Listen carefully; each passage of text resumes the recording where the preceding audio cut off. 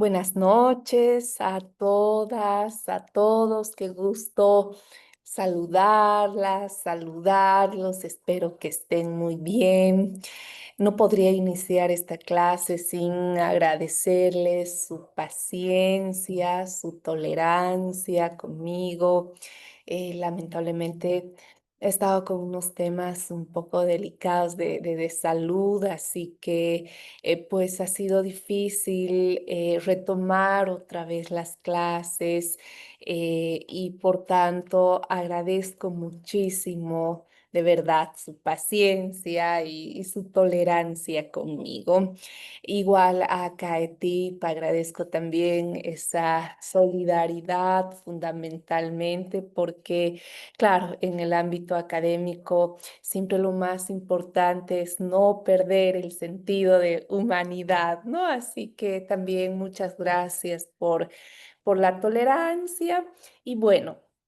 Ahora vamos a empezar este espacio. Hoy vamos a continuar con las clases, con las reflexiones, con este tema tan importante que es la argumentación jurídica, ¿no? Pero especialmente con este enfoque en derechos humanos y con los enfoques diferenciales que vamos a ir abordando. Teníamos una sentencia que la teníamos que leer, muy importante. No sé si la han leído para que la podamos comentar y luego pues conectemos con la clase de hoy y reflexionemos. Hoy vamos a terminar de ver la doctrina del bloque de constitucionalidad para luego conectar también el tema del control de convencionalidad, que son dos ejes importantes en temas de argumentación jurídica, ¿no? Para asegurar una justificación de las decisiones conforme no solo a la Constitución, sino también al bloque de constitucionalidad. Entonces, no sé si alguien quiere comentar la sentencia que les había mandado en este breve espacio de café.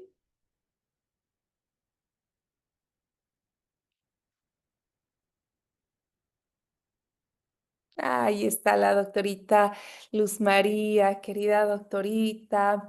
Buenas noches, bienvenida. Es un gusto saludarla y la escuchamos con muchísima atención. Muy buenas noches, doctora. Buenas noches también a todos los compañeros. Doctora, mil disculpas por no poder encender la cámara. Estoy con un conflicto de conectividad, pero sin embargo, bueno, habiendo cumplido lo que, bueno, su persona ha encomendado, eh, yo he podido analizar de que esta sentencia constitucional versa en relación a una pareja del mismo sexo, ¿no? Quienes han pretendido en primera instancia registrar su unión libre en una oficina del registro del CRSI en la ciudad de La Paz, habiendo recibido una negativa por parte de la funcionaria. Esta negativa les ha motivado a que puedan eh, realizar su queja ante el director nacional o el director departamental, en este caso, del CRSI de La Paz. En ese sentido, esta autoridad se ratifica en lo manifestado en primera instancia por la funcionaria y manifiesta de que no existe una normativa que regule el registro eh, de, de este tipo de parejas, ¿no? Del mismo sexo. Es en ese sentido que en primera instancia recurren a presentar una acción de inconstitucionalidad. Esta acción de inconstitucionalidad es rechazada por el Tribunal Constitucional eh, en primera instancia, lo que les motiva, ¿no?, a activar la acción de amparo constitucional. Sin embargo, esta acción de amparo constitucional no ha sido, si vale el término, no han respondido a los eh, a los problemas que en sí había planteado esta pareja, ¿no? Que era más que todo al derecho a registrar eh, al derecho a registrar su unión libre, pero sin embargo sí les dan curso en parte, simplemente a la falta de argumentación.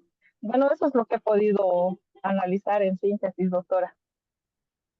Excelente, querida doctorita Luz María. Gracias por, primero, acompañarnos con la lectura, porque es muy importante ir viendo cómo también los temas teóricos que vamos a ver van a tener una aplicación directa en casos, ¿no?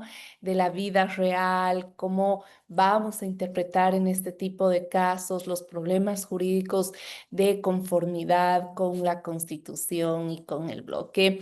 Y como usted mencionaba, este es un caso también importante que, claro, se ha centrado en el tema de fundamentación y motivación en el tema de protección jurídica a parejas del mismo sexo, pero que pudo tener un resultado interpretativo muchísimo más favorable y progresivo, ¿no? Entonces, por eso es tan importante esta reflexión, este espacio de café, porque también esta sentencia nos va a ser muy útil para que empecemos a argumentar y razonar de conformidad con este tema que hoy lo vamos a ver, que es la doctrina del bloque de constitucionalidad. Así que gracias, querida doctorita Luz María, le mando un abrazo enorme para usted.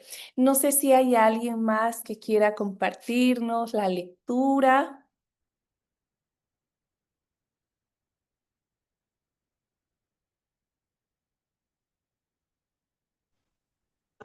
Doctora, buenas noches. Querido doctor Efraín, buenas noches, bienvenido.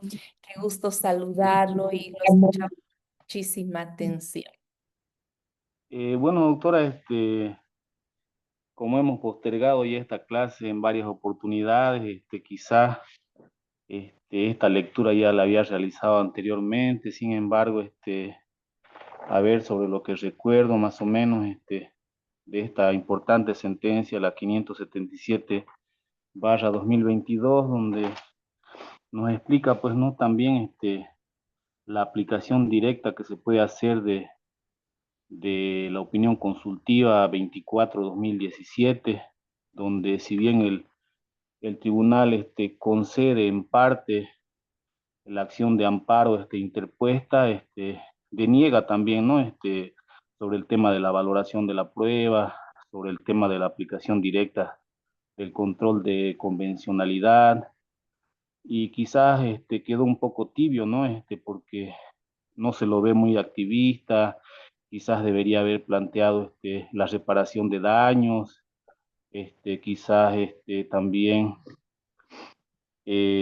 podría haber, o sea, ellos agarran y dicen de que debería la Asamblea Legislativa realizar alguna ley sobre este aspecto, ¿no? Pero sin embargo podrían haber resuelto en que se aplique directamente esta jurisprudencia, este estándar jurisprudencial internacional, ¿no, doctora? Perfecto. Así es, querido doctor Efraín. Usted dice algo muy importante que quiero resaltar y que esa es la crítica también que vamos a ver, ¿no? Pudo ser mucho más activista el tribunal y eso evidencia por qué es tan importante la argumentación jurídica. Por eso les decía que los dos capítulos más importantes en materia constitucional son la argumentación jurídica y la interpretación constitucional. Son muy importantes porque no es tan simple como señalar en tema de derechos que la Constitución señala o que la ley establece, por ejemplo, una interpretación, una prescripción sobre un derecho, ¿no? Sino lo más importante es una interpretación de la Constitución, de la ley, pero de conformidad también con el avance del derecho internacional de los derechos humanos. Pero también la labor de argumentación jurídica es muy importante porque evidencia también que, claro, cuando no se cumplen los criterios de interpretación, y aquí vamos a ser también muy críticos con el Tribunal Constitucional, por ejemplo, en el tema de las sentencias de la reelección presidencial o el tema de la autoprórroga, ¿no? Entonces aquí vemos cómo se interpreta el derecho, pero se interpreta la Constitución de manera que no se cumplen pautas constitucionalizadas de interpretación y más bien se llega a una mutación constitucional indebida, ¿no? Entonces, a partir de ello, por eso es tan importante que trabajemos con la labor de argumentación. Y esta sentencia es un ejercicio justamente de interpretación y de argumentación jurídica con enfoque en derechos humanos y a la luz de un tema que con ustedes también voy a abordar muchísimo, que es la cláusula de igualdad sustantiva y prohibición de discriminación, ¿no? Entonces, estos son temas importantes que debemos reflexionar, que debemos analizar y por eso esta sentencia ha sido muy importante, ¿no? Entonces, ahora yo voy a entrar, voy a conectar y voy a repasar un poco lo que hemos visto la clase anterior para que podamos tejer y comprender los argumentos de esta clase y pues terminar esta clase con la reflexión de esta sentencia, la 577/2022 de la Sala Segunda, ¿no? Entonces, en ese sentido, ¿no? Tenemos esta visión de el derecho internacional de los derechos humanos, ¿no? Entonces, Bolivia ya en el periodo de la pluriculturalidad, recuerdan que hemos dividido también los periodos del constitucionalismo boliviano, un primer periodo del constitucionalismo liberal, ¿no? En el cual veíamos cómo, por ejemplo, con la primera constitución de 1826, Bolivia nace a la vida, pero nace a la vida a partir de un Estado absolutamente excluyente, ¿no? El artículo 14, por ejemplo, de la Constitución de 1826, la primera constitución boliviana, pues atribuía la ciudadanía exclusivamente a los varones letrados, ¿no? No sujetos a servidumbre doméstica, lo que implica que las mujeres y los varones y mujeres de pueblos indígenas, de pueblos afrobolivianos, estaban excluidos de la cláusula de ciudadanía. Este es un primer parámetro para que podamos comprender las relaciones asimétricas de poder, ¿no? Entonces, en ese sentido, por eso es muy importante este primer tránsito, ¿no? Y cómo se van construyendo relaciones históricas absolutamente asimétricas. Luego llegamos en esta división con enfoque también en los avances en derechos, llegamos a un segundo punto que es el constitucionalismo pluricultural, que tiene una cúspide en la Constitución del 94, ¿no? Que reconoce al Estado pluricultural. Pero en este periodo de la pluriculturalidad, este periodo además tiene una especial relevancia en el tema del derecho internacional de los derechos humanos. Vamos a ver cómo en este periodo, ¿no? Se van ratificando importantes instrumentos en derechos humanos. Y luego es en este periodo que surge también a través de la labor de argumentación jurídica, la labor de interpretación constitucional, ¿no? Esa labor de interpretación surge a partir de esta labor de interpretación, surge esto que es la doctrina del bloque de constitucionalidad, que luego va a tener un alcance incluso más amplio con la Constitución boliviana de 2009 y con la jurisprudencia del Tribunal Constitucional que también ahora vamos a mirar, ¿no? Entonces, en esta etapa de la pluriculturalidad, miren cómo Bolivia va ratificando importantes instrumentos en derechos humanos. Por ejemplo, en 1991 ratifica este instrumento importantísimo que es el Convenio 169 de la OIT sobre derechos de pueblos indígenas y tribales, ¿no? Claro, por ejemplo, aquí el derecho a la consulta previa en temas de la territorialidad de pueblos indígenas, ¿no? Antes de cualquier decisión administrativa o legislativa, se tiene que consultar a los pueblos indígenas.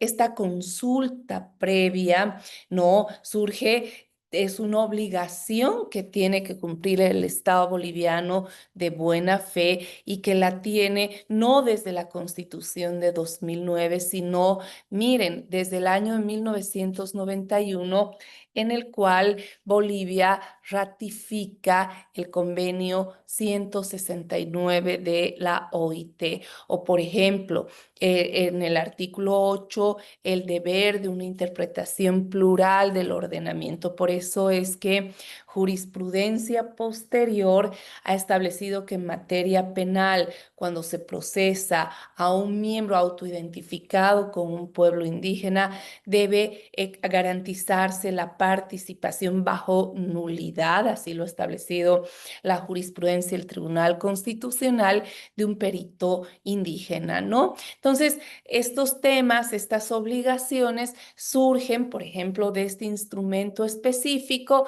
que es el Convenio 169 de la OIT sobre derechos de pueblos indígenas y tribales, ratificado en 1991. ¿No? Luego tenemos este otro instrumento muy importante con el cual en argumentación jurídica también vamos a trabajar muchísimo en este módulo, que es la CEDAW, en sus siglas en inglés, la Convención para la Eliminación de todas las formas de discriminación hacia la mujer, ¿no? Vean cómo este instrumento ha sido ratificado en 1990, en este tránsito, en este periodo de pluriculturalidad, ¿no?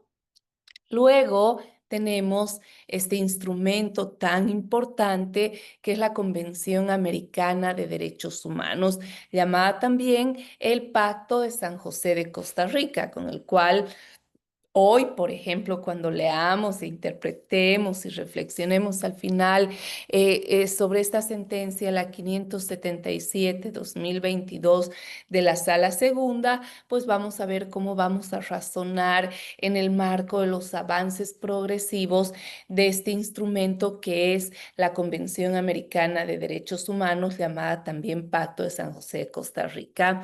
Este instrumento ha sido ratificado en Bolivia en 1993, ¿no?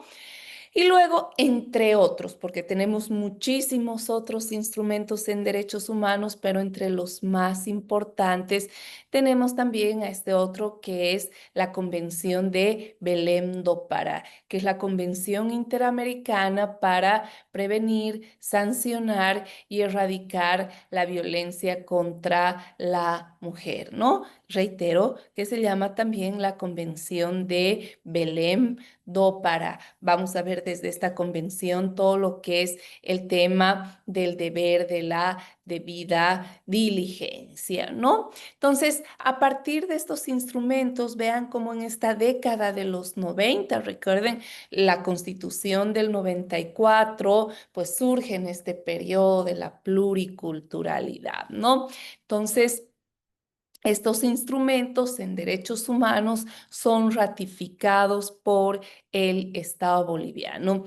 Pero además la Constitución del 94 crea al Tribunal Constitucional. El Tribunal Constitucional nace en Bolivia con la Constitución del 94 y nace como el último y máximo guardián, garante de la Constitución. Y surge aquí, este es un punto importante en el tema del capítulo de la argumentación jurídica, pero además con un enfoque en derechos humanos.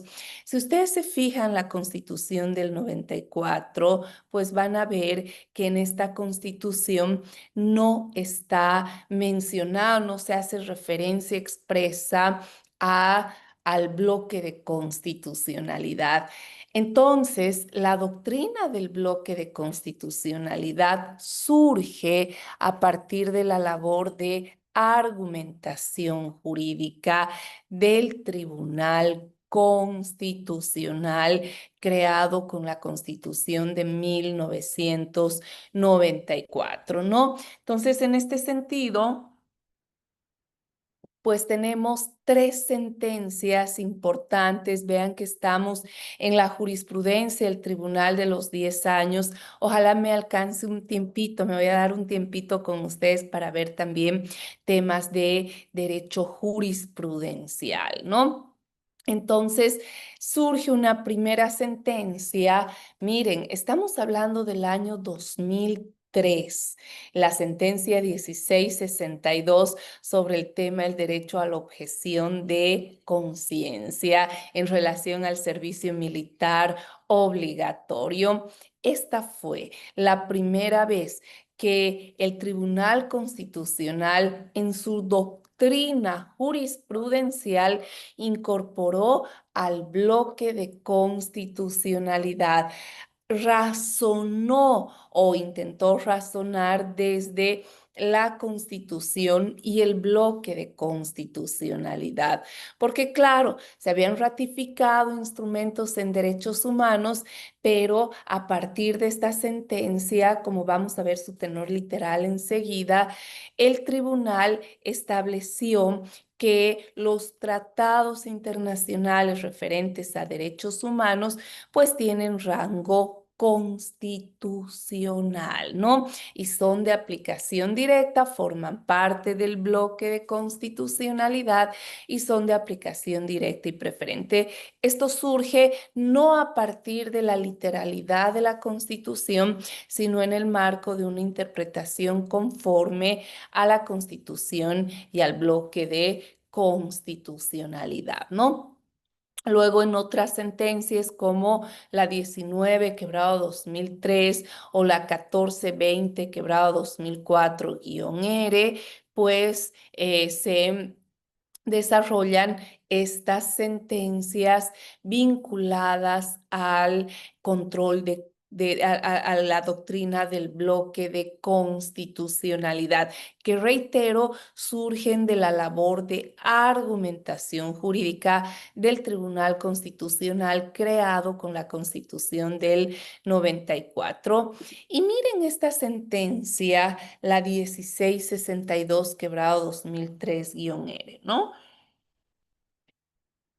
¿Por qué? Miren lo que señala el razonamiento, la argumentación jurídica del Tribunal Constitucional creado con la Constitución del 94, ¿no?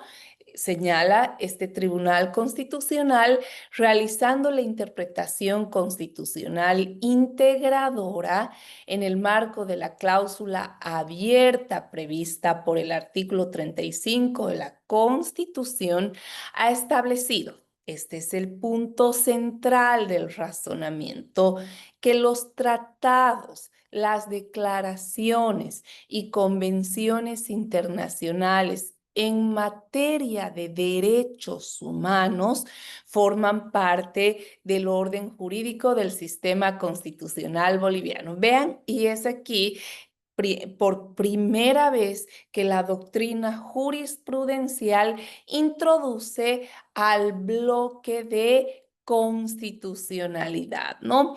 De manera tal que dichos instrumentos tienen carácter normativo y son de aplicación directa, además directa y preferente al orden interno.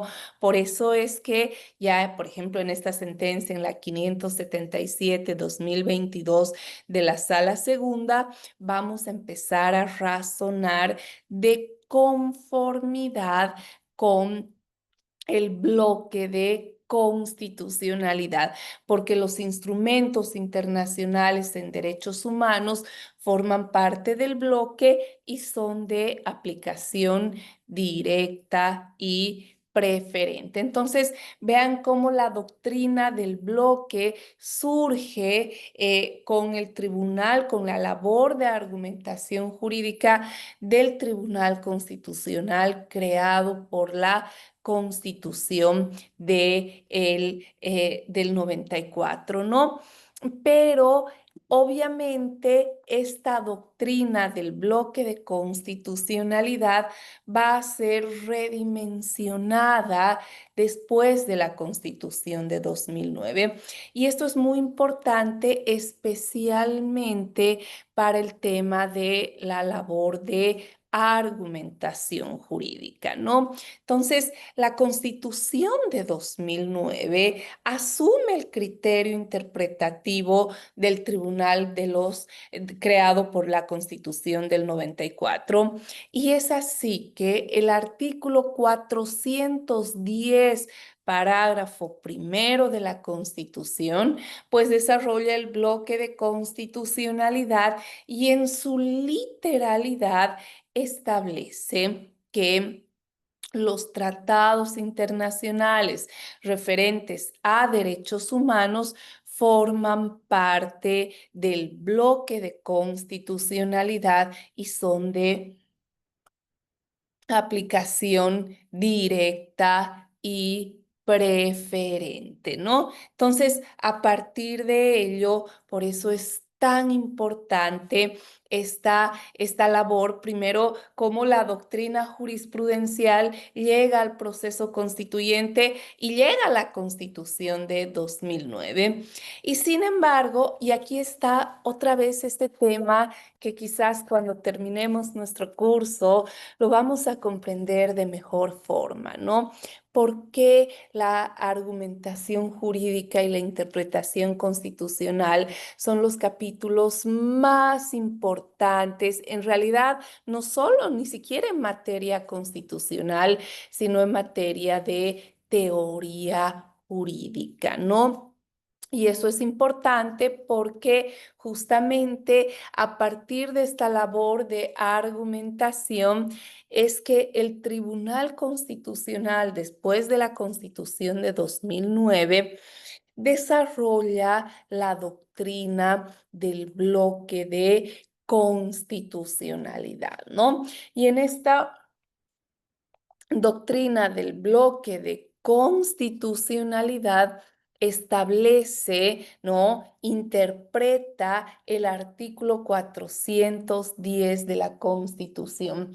Y estas dos sentencias son emblemáticas para que veamos cómo se interpreta la doctrina del bloque de constitucionalidad y cómo la labor de argumentación jurídica debe razonar en relación a las normas internas, pero siempre en el marco de una conformidad con la Constitución y con el bloque de constitucionalidad, ¿no? Entonces, en este sentido, tenemos esta primera sentencia importante, que es la sentencia 110, quebrado 2010-R, ¿no?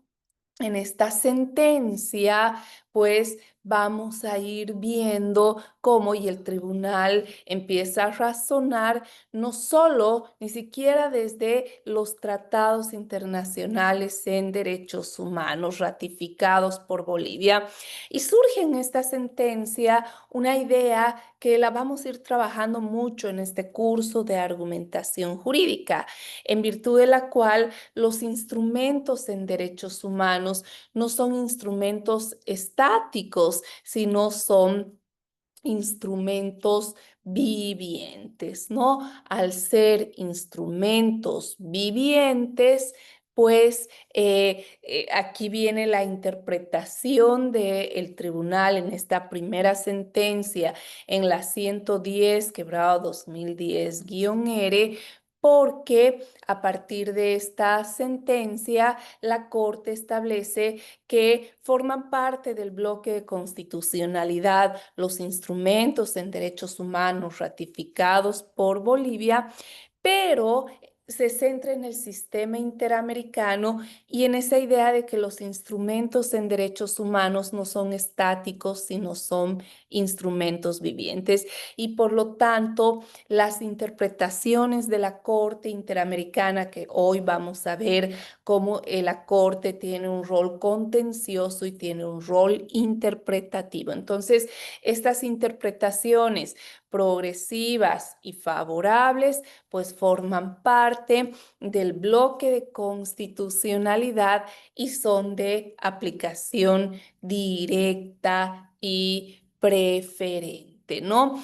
Y en esta línea de la aplicación directa y preferente, pues se incorpora los estándares, las interpretaciones progresivas y favorables de la Corte Interamericana de Derechos Humanos.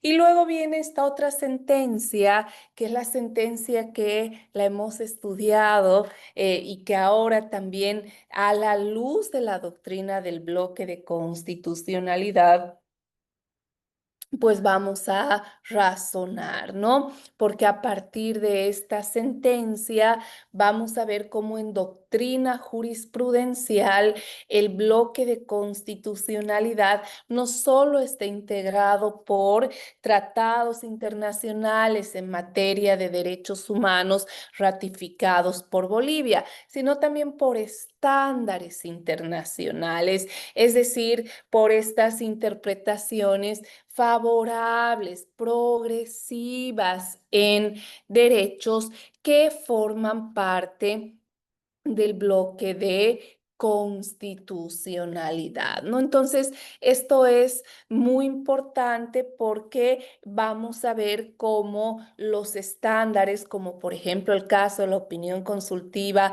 24 quebrado 2017, que es la que vamos a estudiar hoy día, pues genera esta opinión consultiva de la Corte Interamericana, genera estándares que forman parte del bloque de constitucionalidad y son de aplicación directa y preferente. Pero en la doctrina del bloque, esta sentencia, la 577, no solo se limita al sistema interamericano, sino también al sistema universal. Les decía, y hoy vamos a ver con mayor claridad este tema, que Bolivia forma parte del sistema interamericano y forma parte también del sistema universal de protección de derechos humanos, ¿no? En el sistema universal tenemos los comités de derechos humanos, los comités del sistema universal, como por ejemplo el Comité de Derechos Humanos, que también interpreta el Pacto Internacional de Derechos Civiles y Políticos. Estas interpretaciones, estos estándares, también forman parte del bloque de constitucionalidad y son de aplicación directa y preferente. Entonces, ¿qué nos dice esta doctrina del bloque de constitucionalidad? Y esto es muy importante para que podamos ahora entender el razonamiento y cómo pudo incluso ser mucho más progresivo el Tribunal Constitucional desde la doctrina del bloque de constitucionalidad, ¿no? Entonces, miren en la diapositiva la gráfica, ¿no? Los cubitos. Estos cubitos nos van a representar al bloque de constitucionalidad, ¿no? Vean, hay un cubito amarillo, hay un cubito rojo, hay un cubito verde, ¿no? Entonces el cubo amarillo, pero todos tienen una característica, si se fijan en la diapositiva, que todos están en la misma jerarquía, solo que se los expone en tercera dimensión para poder diferenciarlos pedagógicamente. Pero lo mismo sucede en la doctrina del bloque de constitucionalidad. Entonces, el cubito amarillo va a graficar a la Constitución, la parte dogmática, los derechos que están contenidos en la Constitución. En el cubo rojito vamos a ver los tratados internacionales referentes a derechos humanos que, de acuerdo al artículo 410 de la Constitución, que asumió la interpretación del Tribunal Constitucional creado con la Constitución del 94, pues estos instrumentos ratificados por Bolivia, por ejemplo, la Convención Americana de Derechos Humanos, como hemos visto, ratificada en 1993, forma parte del bloque. Tiene el mismo rango que la Constitución. Y si establece previsiones favorables y progresivas, es de aplicación no solo directa, sino preferente a todo el orden interno, incluido el orden constitucional, ¿no? Pero ya desde la sentencia 110 nos decía el tribunal que los instrumentos en derechos humanos no son instrumentos estáticos, sino son instrumentos vivientes, ¿no? Entonces, estos instrumentos vivientes generan que las interpretaciones, los estándares, en el caso de la Corte Interamericana de Derechos Humanos, como vamos a ver hoy día, la Corte tiene un rol contencioso y tiene un rol interpretativo en el cual emite las opiniones consultivas. Entonces, estas interpretaciones forman parte del bloque de constitucionalidad y son de aplicación directa y preferente, ¿no? Entonces, eso es muy importante. Entonces, esta sentencia, la 577, estableció que esos estándares forman parte del bloque y son de aplicación directa y preferente. Luego, en el cubito verde, el artículo 410 de la Constitución hace referencia a normas comunitarias. Por ejemplo, aquí se refiere la Constitución a procesos de integración. Bolivia forma parte de un proceso de integración económica y política muy importante, que es la Comunidad Andina de Naciones, ¿no? La Comunidad Andina nace con un instrumento muy importante que es el Acuerdo de Cartagena. Este instrumento no versa en materia de derechos humanos, pero ha generado un proceso de integración. Por lo tanto, este instrumento sí tiene rango constitucional y por eso es que la normativa derivada de la Comunidad Andina, por ejemplo, las decisiones en marcas y patentes, en temas arancelarios, son normativa derivada que van a ser fuente directa de derecho, ¿no? Entonces, en un contexto de pluralismo jurídico de tipo igualitario. Pero en el cubito verde, entonces, los acuerdos de integración, como el de la Comunidad Andina de Naciones, tienen rango constitucional, forma parte del bloque. Ese es el sentido del artículo 410, parágrafo primero de la Constitución, ¿no? Y finalmente, en el cubito amarillo, también vamos a empezar a trabajar con principios y valores, ¿no? De rango constitucional. Vamos a ver cómo en la labor de argumentación jurídica vamos a incorporar al principio de verdad material, al principio de igualdad sustantiva y prohibición de discriminación, entre otros, ¿no? Entonces, estos son temas que los vamos a ir abordando y por eso es que surge esta idea de la doctrina del bloque de constitucionalidad.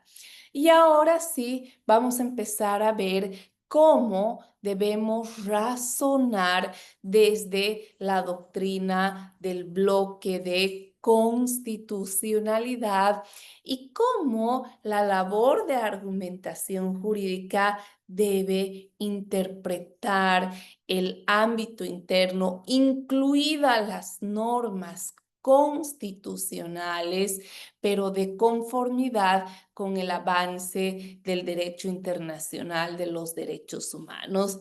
Y claro, surge este caso emblemático y también muy ilustrativo para comprender la importancia de la labor de argumentación jurídica, ¿no? Como ya lo mencionábamos en el espacio de café, ¿no?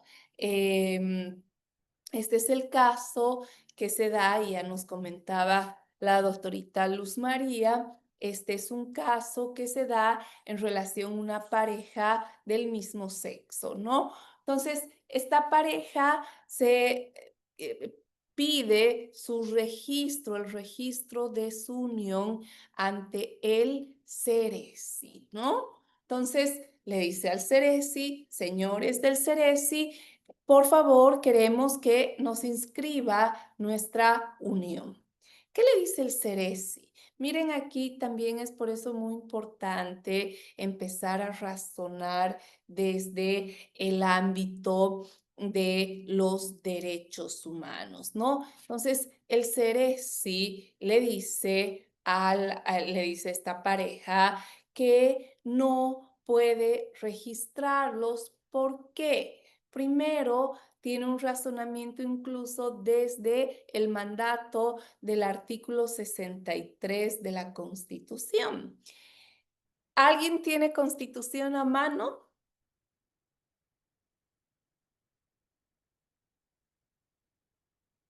¿Alguien podría leer el artículo 63, por favor? Perfecto, doctorita Wendy, excelente. La escuchamos, por favor, querida doctorita Wendy. Buenas noches, doctora. El 66, ¿no? 63, por favor. Ah, ya. 63.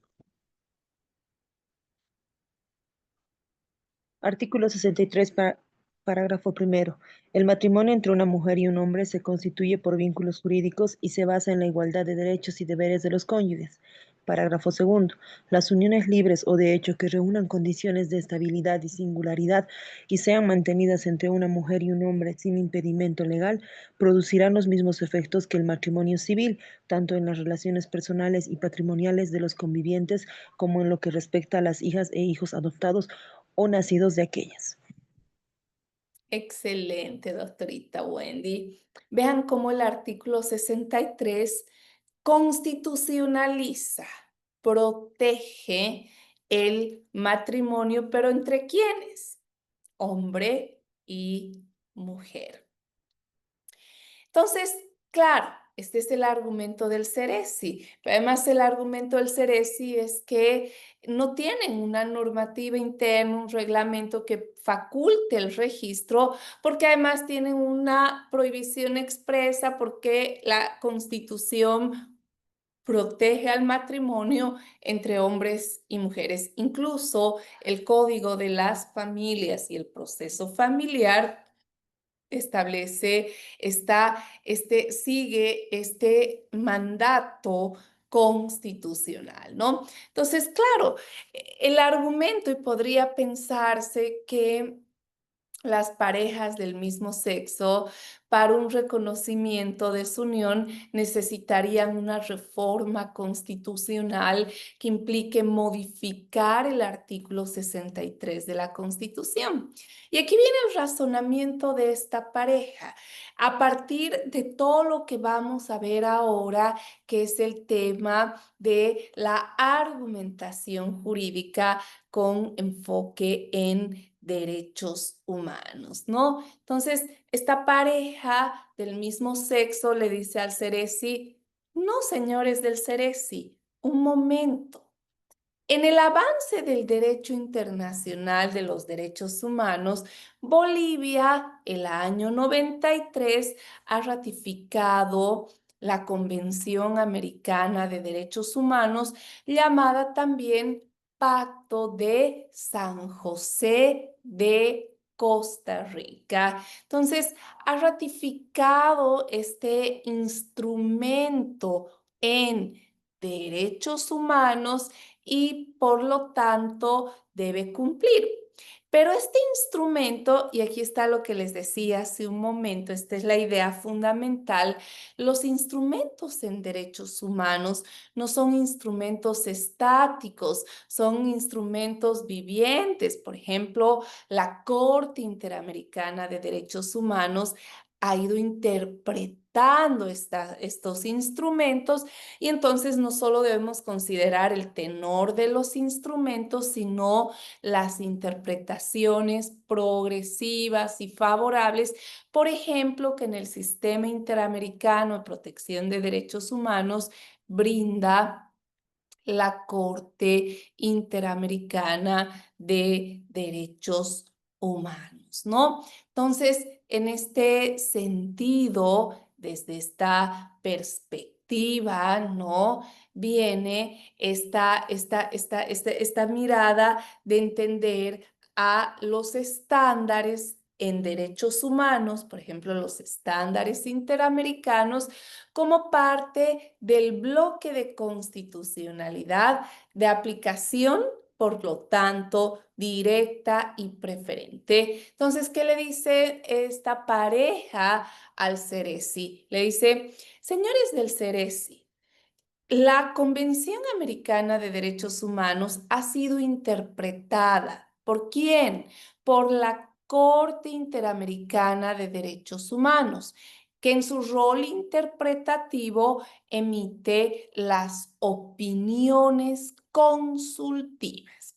Y la Corte Interamericana de Derechos Humanos ha emitido la opinión consultiva 24/2017. En esta opinión consultiva ha protegido a el derecho y ha desarrollado el derecho a la identidad de género y la protección y ha desarrollado la protección jurídica a parejas del mismo sexo a la luz de la garantía de prohibición de discriminación. Si ustedes se fijan, el tenor literal de la Convención Americana de Derechos Humanos, pues no van a encontrar en ninguna parte en su literalidad ni el derecho a la identidad de género ni la protección jurídica a parejas del mismo sexo, ¿no? Entonces, estos derechos surgen de la labor también de argumentación jurídica. Vean que la argumentación no es solo importante en el ámbito interno, sino es determinante también para tribunales internacionales, especialmente en materia de derechos humanos, ¿no? Entonces, en este sentido, el tribunal ya le pide primero esta pareja le pide al Ceresi que razone desde esta opinión consultiva, la 24/2017, que ha sido desarrollada por la Corte Interamericana de Derechos Humanos en su rol interpretativo. Entonces, ¿qué hace la Corte Interamericana de Derechos Humanos, primero, sigue una línea de pensamiento muy importante que ya sentó en un caso contencioso, que es el caso Atala Rifo y Niñas versus Chile. Y esto también para la labor de argumentación jurídica que estamos viendo es muy importante. ¿Por qué? Porque, pues, el tema, por ejemplo, de la orientación sexual es un criterio prohibido de discriminación. Y en ese sentido, ya la Corte Interamericana, en este caso tan famoso que ha sido el caso Atala Rifo y Niñas versus Chile, pues ha establecido que los jueces, juezas, servidoras o servidores públicos no son objetores de conciencia.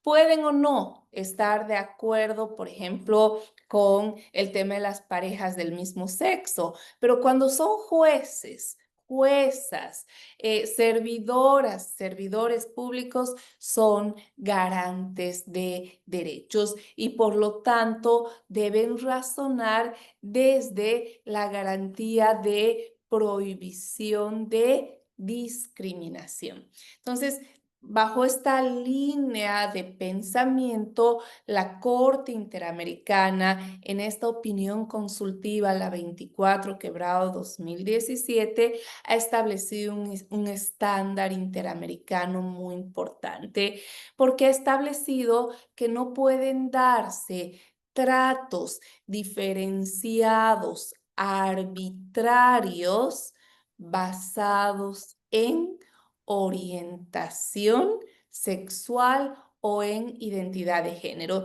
Y en relación a orientación sexual, ha establecido que las parejas del mismo sexo deben tener el mismo tratamiento, es decir, normativamente no puede darse un trato diferenciado arbitrario, diferente al de las parejas heterosexuales, tratos arbitrarios diferenciados basados en orientación sexual, porque estos tratos son absolutamente discriminatorios y ha establecido la Corte Interamericana en esta opinión consultiva en la 24 quebrado 2017, pues ha establecido que las parejas del mismo sexo, en esta lógica de un trato igualitario, tienen los mismos efectos patrimoniales y personales en relación a las parejas heterosexuales, ¿no? Entonces, a partir de ello, por eso es que este estándar forma parte del bloque. Ese era el sentido del pedido de esta pareja ante el Ceresi, que en relación a la normativa interna, incluido el artículo 63, de hecho por mandato de la propia Constitución, que tiene una primera pauta de interpretación en el artículo 410, pero que además el 14.2, como vamos a ver las próximas clases, establece la prohibición de discriminación por orientación sexual. Entonces, en este sentido, pues esta mirada de aplicación directa y preferente surge a partir de introducir al bloque de constitucionalidad los estándares, las interpretaciones progresivas y favorables, en este caso en el sistema interamericano, por parte de la Corte Interamericana de Derechos Humanos. Vean el Ceresi y creo que empecé el primer día con ustedes con esa imagen de la venda de la diosa Temis, una lógica del positivismo jurídico, ¿no? Entonces, bajo un concepto vinculado a esta idea de quitar la venda a la diosa Temis, ¿no? En el sentido de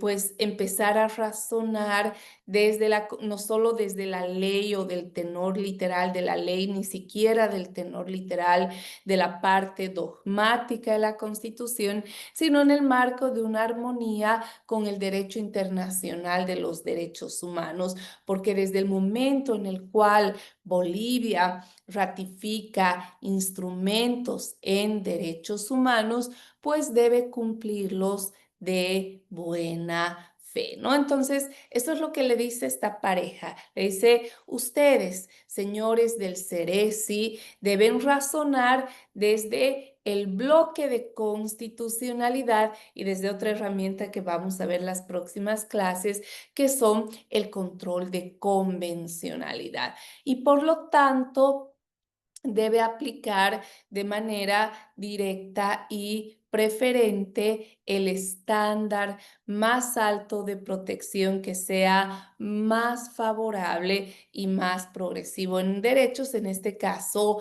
debe cumplir el mandato de la opinión consultiva 24/2017 de la Corte Interamericana de Derechos Humanos, ¿no? Entonces, claro, el Ceresi le dice no porque no tengo un procedimiento específico y porque la Constitución solo protege a parejas heterosexuales, ¿no? Entonces, agotada la vía, esta pareja del mismo sexo presenta una acción de amparo constitucional, una acción de amparo constitucional contra el Ceresi, ¿no? Y en esta acción de amparo constitucional contra el Ceresi, pues le pide, ¿no? Uno de los argumentos, y son varios problemas jurídicos que plantea el caso, como ya lo hemos visto también en el café, ¿no? Primero, señala que se ha vulnerado el deber de fundamentación y motivación, ¿no? ¿Por qué? Porque no se ha razonado de conformidad con la opinión consultiva 24/2017 de la Corte Interamericana de Derechos Humanos, ¿no? Segundo, se alega también una errónea valoración de la prueba, ¿no? Tercero, se alega un trato discriminatorio basado en un criterio prohibido de discriminación que está en el artículo 14, numeral segundo, que es el tema de la prohibición de discriminación por orientación sexual. Y además alega la vulneración del derecho de las familias. Aquí, como vamos a ver ahora en argumentación jurídica, sin duda alguna, el tribunal sí concedió la tutela, sí fue a un avance importante, ¿no? Pero le faltó, pudo haber sido incluso mucho más progresista, ¿no? Entonces, en ese sentido, primero vamos a ver cómo en esta sentencia el tribunal empieza a razonar en una lógica de un deber de fundamentación y motivación conforme a la Constitución, pero también al bloque de constitucionalidad, aunque pudo entrar a razonar directo desde la cláusula de igualdad sustantiva y prohibición de discriminación. Sin embargo, el centro de su argumentación, el punto central, está en esta lógica del deber de fundamentación y motivación, ¿no? Entonces, la interpretación, el precedente en vigor, que ahora es vinculante para cualquier juez, jueza, servidora o servidor público, está vinculado con una interpretación conforme con el deber de fundamentar la norma interna siempre de conformidad con la Constitución y con el bloque, que no solo se limita a los tratados internacionales en derechos humanos, sino a los estándares tanto del sistema interamericano como del sistema universal.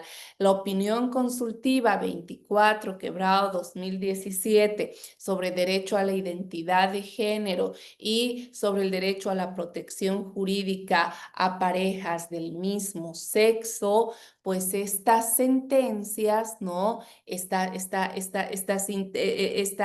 protección se va a aplicar en el tema son estándares que forman parte del bloque y deben guiar la labor de argumentación jurídica. Entonces, ¿qué dijo el tribunal en esta sentencia que la hemos analizado, la hemos leído?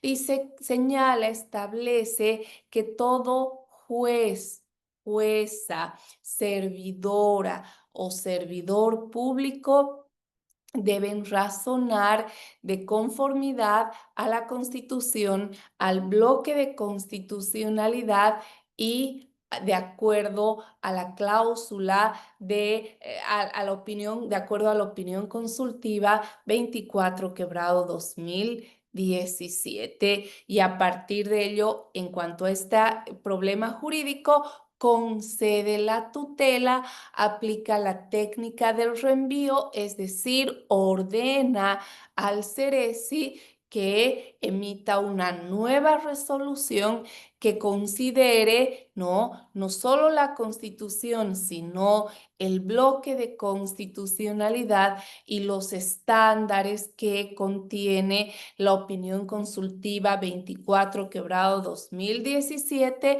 pronunciada por la Corte Interamericana de Derechos Humanos, ¿no? Entonces, este es un primer punto importante en el tema de esta sentencia, ¿no?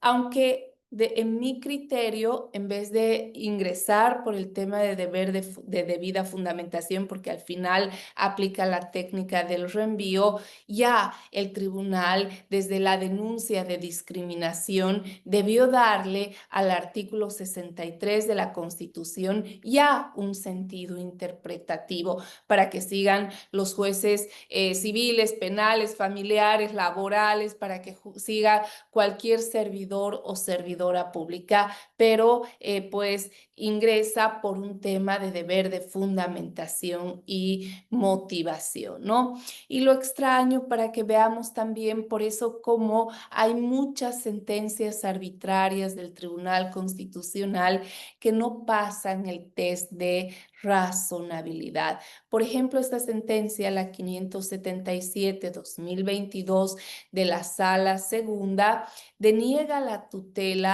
en el tema de familias diversas. Y esta es una incongruencia de la sentencia, es una decisión arbitraria, porque obviamente el afectar con una fundamentación y motivación arbitraria, el afectar los derechos de esta pareja del mismo sexo a su inscripción, por supuesto afecta el derecho de las familias. Y aquí es muy importante señalar, por eso es que ya no tenemos código de familia, que era el anterior código abrogado. El concepto es código de las familias y el proceso familiar, porque el derecho internacional de los derechos humanos ha tenido también un avance en este concepto de lo que son las familias diversas, ¿no? Y las parejas del mismo sexo se enmarcan en este concepto de familias diversas, ¿no? Entonces, claro, por ejemplo, la denegatoria de tutela en cuanto a esta denuncia, aquí evidencia cómo el Tribunal Constitucional también razona de manera absolutamente arbitraria, ¿no? Y luego tenemos también ¿no? Esta visión del tribunal. ¿Por qué? Porque exhorta a la Asamblea Legislativa a pronunciar una ley que garantice a las parejas del mismo sexo un trato igualitario. Está bien, esta es una exhortación, pero de ninguna manera significa que pues vamos a esperar a una ley para que las parejas del mismo sexo ejerzan sus derechos, porque el precedente generado a través de esta interpretación que obliga a un razonamiento conforme a la Constitución y al bloque de constitucionalidad, esta interpretación es precedente y fuente directa de derechos, ¿no? Entonces, no puede ser en muchos espacios académicos, a veces se razona en el sentido de que se debe esperar una ley para que se ejerzan estos derechos. No, estos derechos son de aplicación directa. De hecho, el Tribunal Supremo Electoral ha pronunciado, ¿no? Ya ha emitido un reglamento a partir de esta sentencia para el registro de parejas del mismo sexo, ¿no? Entonces, eso significa que más allá de una normativa que es importante que sean aprobadas, el deber de fundamentación y motivación conforme a la Constitución y conforme al bloque de constitucionalidad y a la opinión consultiva 24/2017, pues son estándares que de un precedente que es vinculante para todos los jueces, servidoras y servidores públicos. Entonces, esta pudo ser más progresista, sí, pero esta ha sido una sentencia muy importante.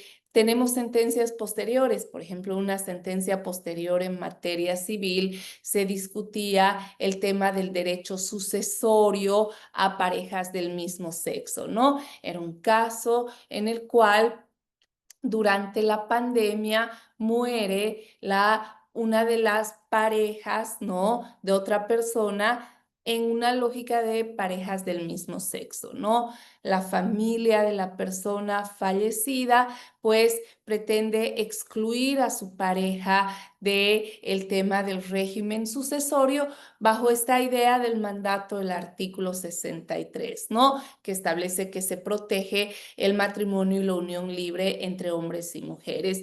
El tribunal por eso sigue esta línea, la sentencia relevante es la 577/2022, sigue esta línea y protege al cónyuge ¿no? Lo protege a partir de este razonamiento y fundamenta su protección en el bloque de constitucionalidad y en la opinión consultiva 24/2017, ¿no? Y claro, vienen más temas en debate, temas sucesorios, temas de desvinculaciones de pareja y la división de bienes que deben implicar un razonamiento de proteger también a la unión libre y a los miembros también de parejas del mismo sexo en el mismo sentido que la legislación protege a parejas heterosexuales. Pero tenemos otros problemas jurídicos que implica, por ejemplo, el tema de la adopción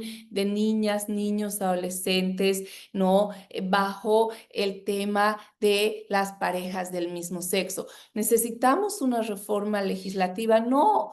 Tenemos que darle a la norma interna un sentido coherente, además a esta opinión consultiva, la 24/2017 de la Corte Interamericana de Derechos Humanos, esta opinión consultiva que genera estándares que forman parte del bloque de constitucionalidad y son de aplicación directa y preferente, ¿no? Entonces, vean, ese es el alcance, por eso la argumentación jurídica va a estar vinculada a esto que es la doctrina del bloque de constitucionalidad, ¿no? Entonces, en ese sentido, tenemos Aquí por eso es muy importante vincular el ámbito interno con el derecho internacional de los derechos humanos, y esa es la finalidad también de la doctrina del bloque de constitucionalidad. No solo razonar desde la norma interna, sino desde el avance del derecho internacional de los derechos humanos, porque Bolivia, al formar parte del sistema interamericano y del sistema universal de protección de derechos humanos, debe cumplir sus obligaciones internacionales de respeto y garantía a derechos de buena fe. En ese sentido, Bolivia pertenece a dos sistemas: al sistema interamericano de protección a derechos humanos y al sistema universal de protección de derechos humanos, ¿no? Entonces, por ejemplo, en el sistema interamericano tenemos este instrumento que es la Convención Americana de Derechos Humanos, y hemos visto ratificada por Bolivia el año 93, denominada también Pacto de San José de Costa Rica, ¿no? Este es un instrumento que establece obligaciones internacionales específicas del Estado, desarrolla derechos como a la vida, a la integridad, al debido proceso, entre otros, ¿no? Y este instrumento no es un instrumento estático, es un instrumento viviente. Por ejemplo, la opinión consultiva, esta que estamos viendo ahora, la 24, la 17 quebrado 2000, perdón, la 24 quebrado 2017, es una opinión consultiva que interpreta la Convención Americana de Derechos Humanos, porque hemos visto que los instrumentos en derechos humanos no son instrumentos estáticos, sino son instrumentos vivientes, ¿no? Entonces vean cómo este instrumento forma parte del sistema interamericano, y en relación a estos instrumentos el Estado debe cumplir de buena fe sus obligaciones internacionales de respeto y garantía a derechos, ¿no? Y en el sistema interamericano tenemos también este otro instrumento como ejemplo, con el cual también vamos a trabajar muchísimo, que es la Convención de Belém do Pará, ¿no? Que pues garantiza a las mujeres el derecho a una vida libre de violencia, y también garantiza esto que es el deber de la debida diligencia.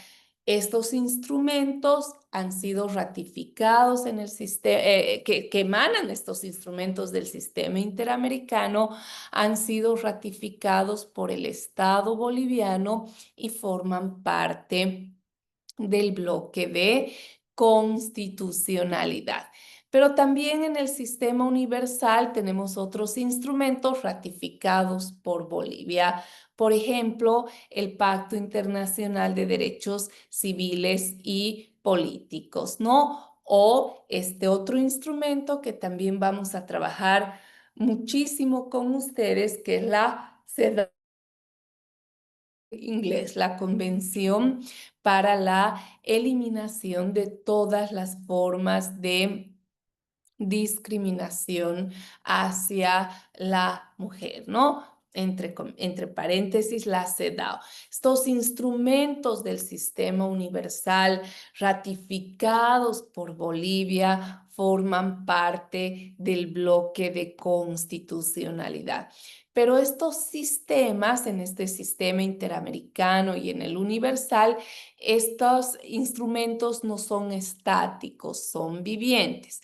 Entonces, las interpretaciones de estos instrumentos por órganos autorizados, por ejemplo, en el sistema interamericano por la Corte Interamericana de Derechos Humanos, o en el sistema universal por los comités, por ejemplo, por el Comité de Derechos Humanos, y hay otros comités más, como el de Derechos del Niño, el de la CEDAW, entre otros, ¿no? Entonces, estas interpretaciones son avances progresivos que forman parte del bloque de constitucionalidad y que son de aplicación directa y preferente, ¿no? Entonces, ese es el sentido de los estándares internacionales en derechos humanos. Estos son los estándares que forman parte del bloque de constitucionalidad y son de aplicación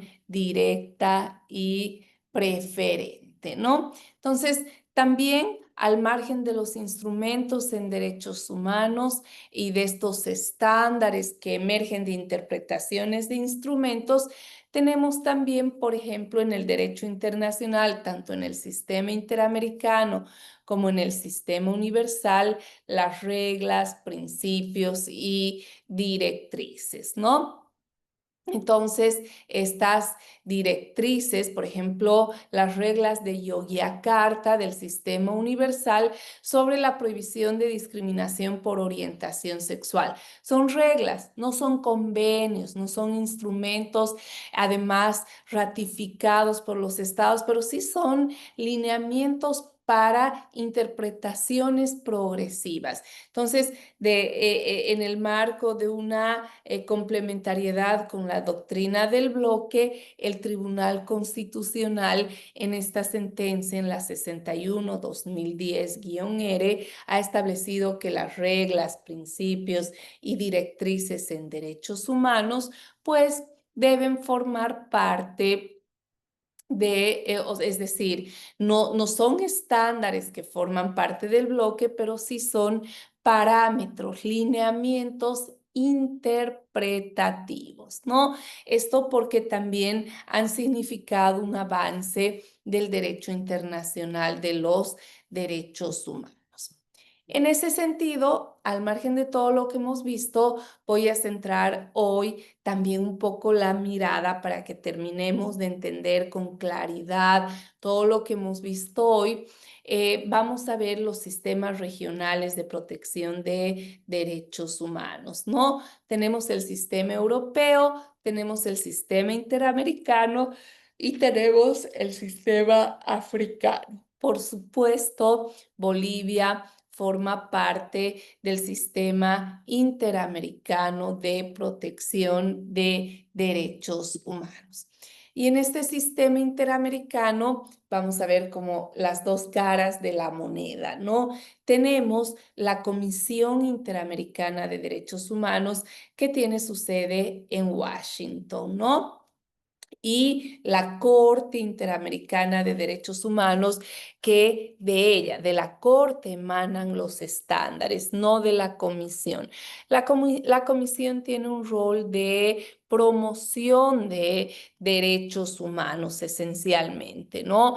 Hace informes temáticos, hace visitas in situ, pero además la Comisión tiene en su seno el sistema de peticiones. Vamos a ver en este curso desde la labor de argumentación, cuando el Estado, por ejemplo, luego del amparo constitucional, no garantiza los derechos, ¿no?, de una persona, se puede demandar al Estado boliviano ante el sistema interamericano.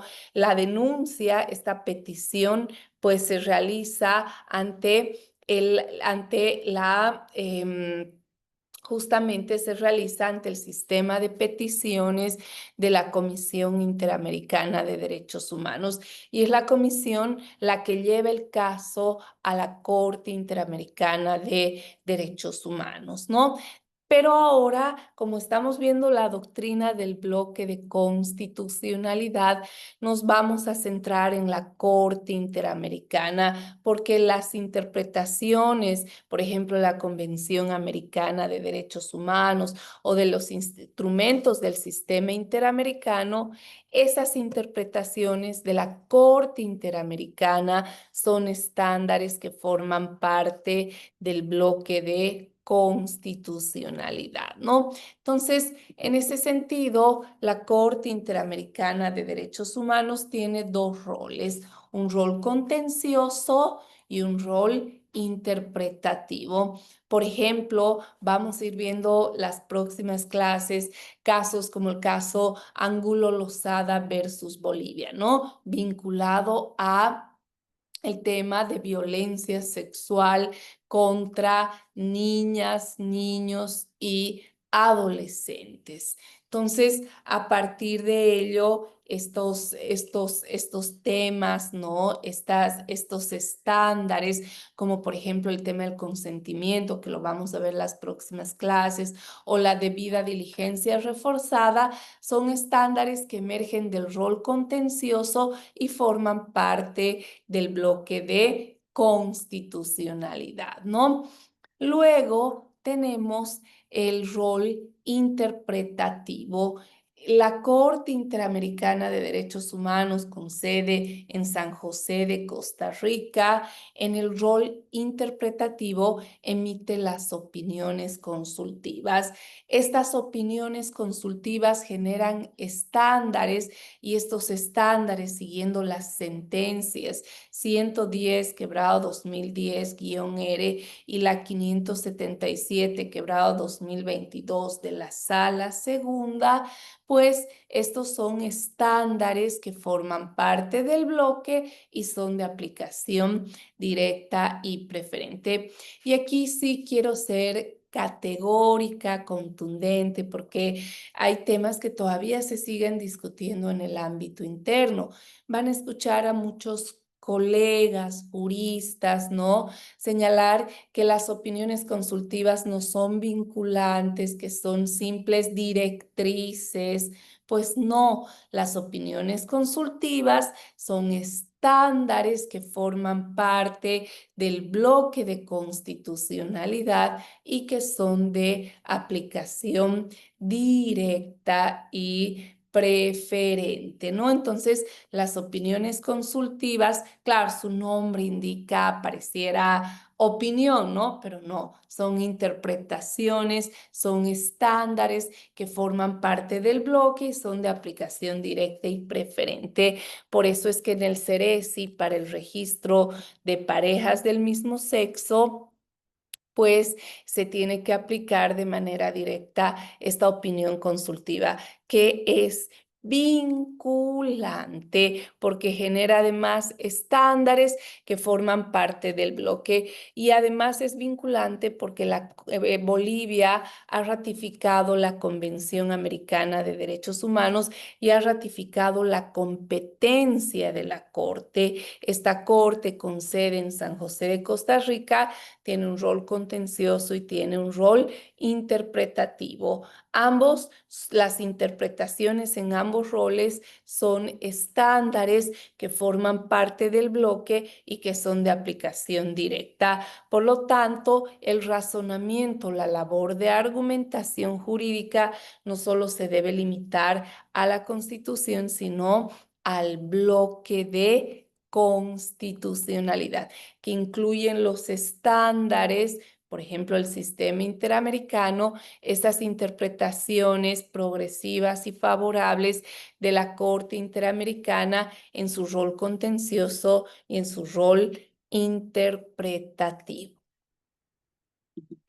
Entonces, hasta aquí, ¿ha quedado claro cómo el bloque integra los estándares internacionales del sistema interamericano y del sistema universal?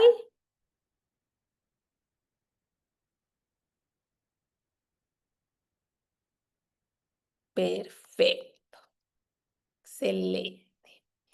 Bueno, entonces, para nuestra próxima clase, que es el sábado en la tarde, les voy a pasar una lectura bellísima. Vamos a empezar a ver, y hemos visto bloque de constitucionalidad, vamos a ver control de convencionalidad y en el control de convencionalidad vamos a ver una sentencia que para mí es una de las más importantes porque ha puesto la piedra angular en este concepto que vamos a trabajar, que es el de reparación integral de daños. Y vamos a ver cómo la doctrina reparación integral de daños surge a partir de el control de convencionalidad y de la doctrina del bloque de constitucionalidad.